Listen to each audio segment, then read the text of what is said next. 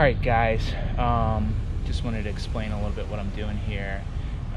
Just bought this house a few months ago and want to redo the basement. But before we redo the basement, we've been getting water in the basement. Issue number one, no gutters. Except for all the way down there, no gutters over here. Most of the water is coming in right here. So what issue number two is this little planter box garden right up against the house. It's basically just full of weeds. But it was also, we didn't have any positive drainage away from the house. So we were kind of coming in like this towards the house. We're gonna grade this. So we're gonna put some clay, clay fill up here, at least up to the 6-inch mark. And then we're gonna slope that down all the way to the top of the sidewalk over there.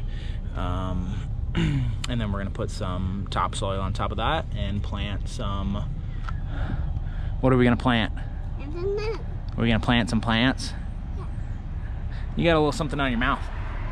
What's on your mouth? Have you been eating the dirt? That's not good. Yeah.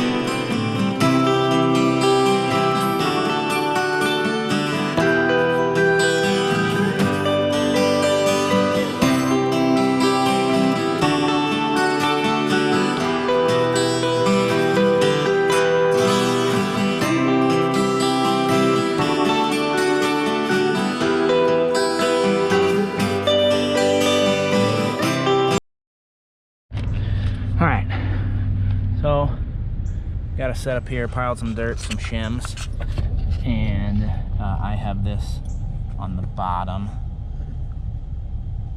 I've got my stick here on the bottom of my chalk line. Then I come over here, I've got this resting on the bottom of my concrete, and now I'm gonna take the level, lift it up until it's level, and put a tape measure under it to see. That'll kind of give us how many inches we're looking for. And like I said, we're looking for 4.8. Tape measure here. Yeah. Lift up. Look at the bubble. Let's say it's pretty good. What's the bubble, Dad? What's the bubble? 2 inches about.